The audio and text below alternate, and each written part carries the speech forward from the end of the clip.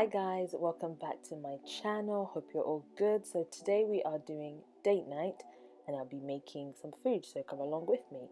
We're starting with chocolate Oreo cake. As you can see, I've got the mix, got the egg, I've got the water, all in proportions that I'm going to put in there. I'm using the Betty Crocker mix because it's a Thursday night and I'm not about to start doing this from scratch. So, that goes into the bowl, into the mixer. I'm going to let that do its thing. While that's happening, I'm going to butter the sheet pans that I'm going to be using. I'm using a lot of butter because I used up the cocoa powder, so I don't have anything to sprinkle the pan with. And I feel like when I use a lot of butter, it just keeps it really moist at the bottom as well. Maybe a bit unhealthy, but still nice.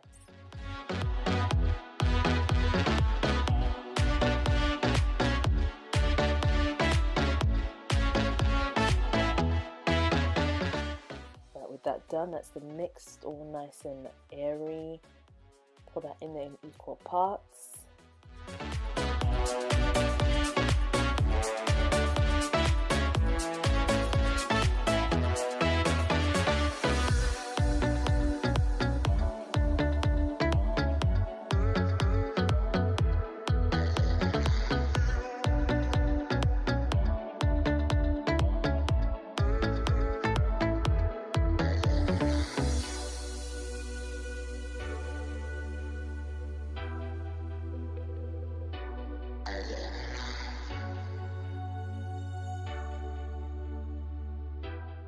So guys, remember to also have your oven on already, so that's preheating. That goes in there, and I'm gonna let the magic take place, let it do its thing.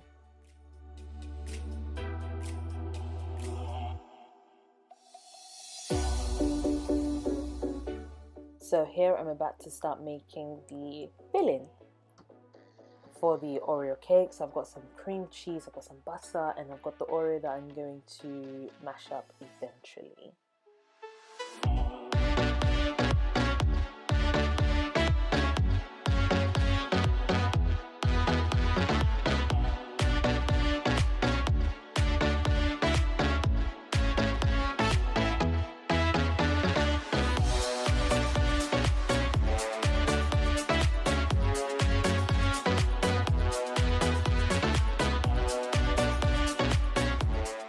Right, because I really wanted to now mix the cream cheese and the butter really well. I transferred it back into the mixing bowl. Doesn't matter that it's got the chocolate mix still in there.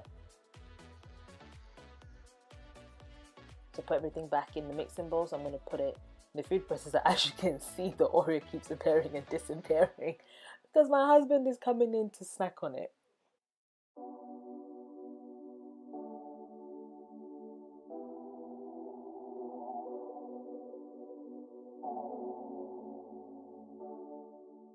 So into the food processor that goes. I left it there for at least about a minute and a half, 2 minutes, because I really wanted to whip the cream cheese so it's nice and fluffy. Once that's done, put the Oreos in a bag, tied it, and I had a rolling pin and just kind of went to town.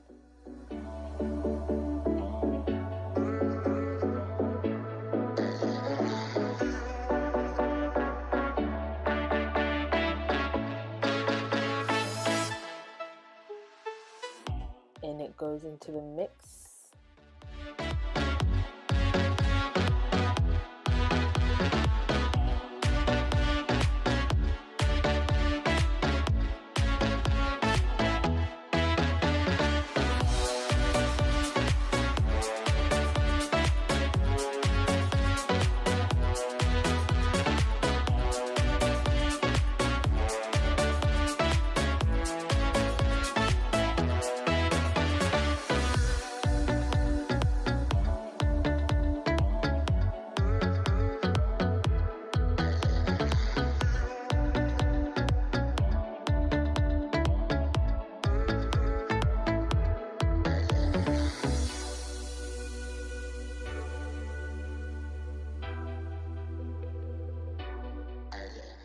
And that's the final product. Really creamy, really whipped.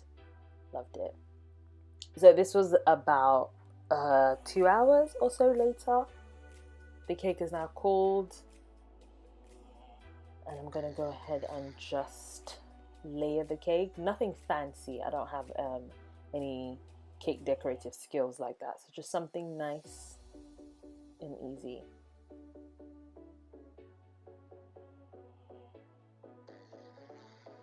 And it took me a while to remember that I could actually turn the plate.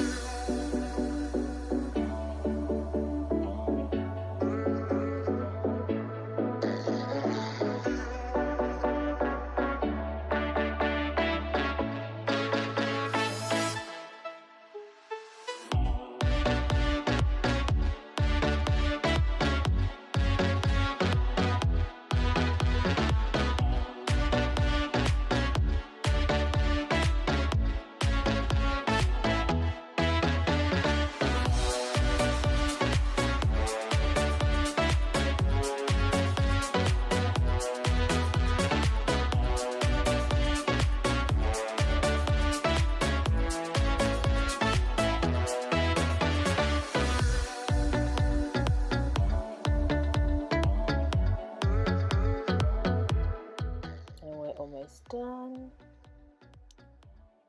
There was quite a lot left, but I didn't want anything to go to waste, so I'm kind of slathering it everywhere. You appreciate the quantity once it's done and everything is really creamy.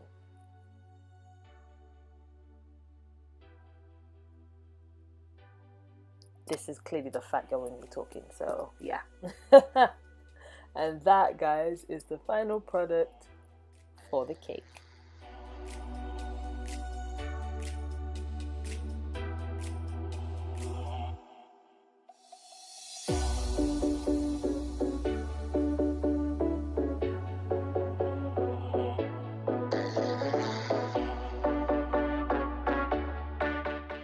To make the salad, I've got some washed romaine lettuce.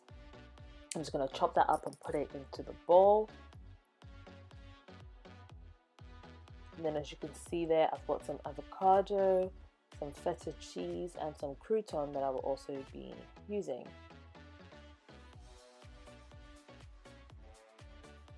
Now, I have no idea how to cut an avocado properly, so yeah, I'm just kind of doing it the best way I know how, as long as it's edible, right?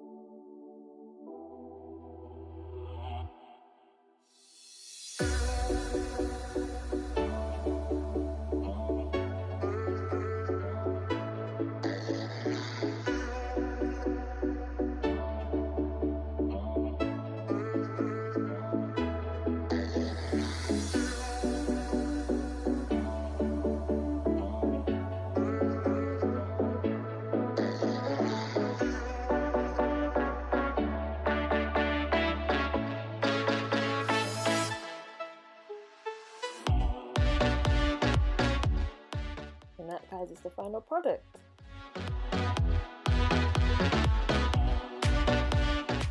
Sweet potato fries. Now, mind you guys, this was a Thursday night, so I was not about to start peeling potatoes from fresh. I'm sorry. So just some frozen ones that I picked up in Tesco. Put that on a pan and stick in the oven. Bob's your uncle.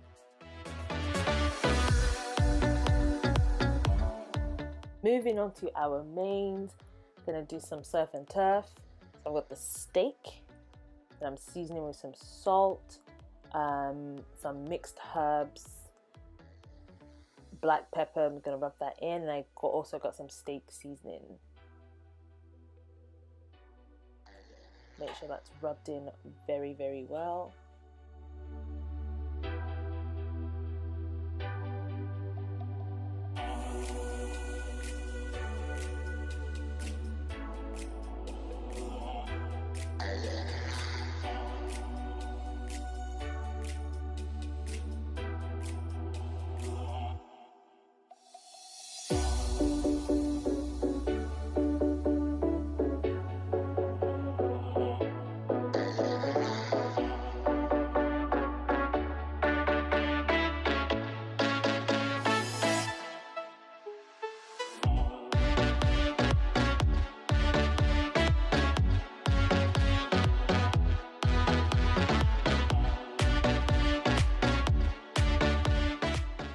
That seasoned and done.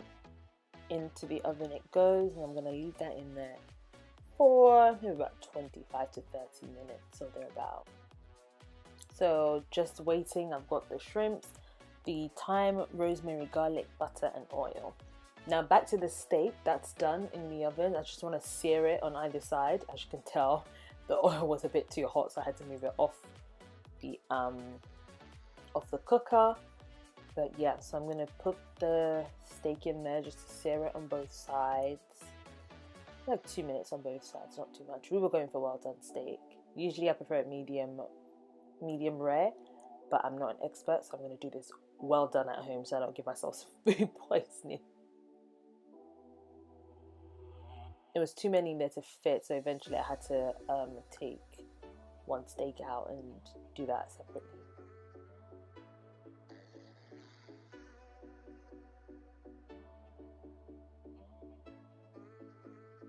So in goes the thyme, the rosemary, the garlic. Just really wanted the flavor. I forgot to put the butter in there. So what I did was at the end of frying the steak, I just slathered butter on top of it. That sounds so unhealthy, but it was so nice and juicy.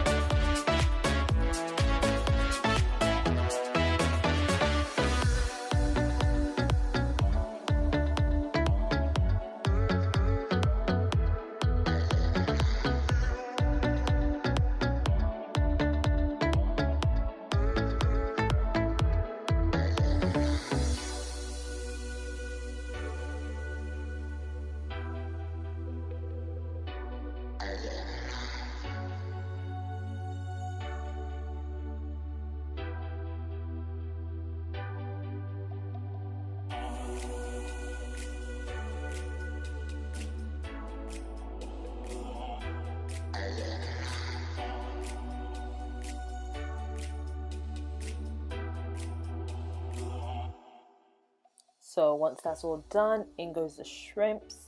I'm trying to use the same oil as well to get that flavor into the shrimps.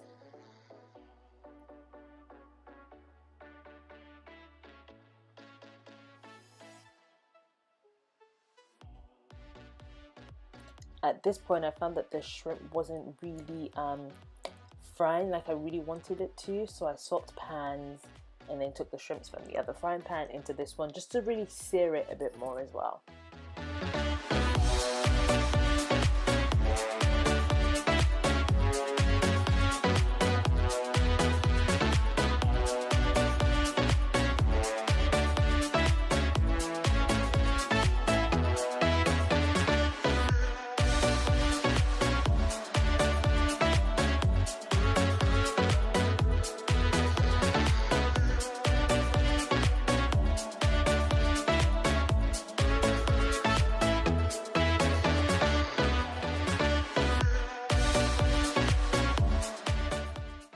once that was done and plated, kind of did everything off camera, and this is what the final product looks like. So we had a very, very enjoyable date night. So thank you guys so much for watching, and I will see you next time. Bye.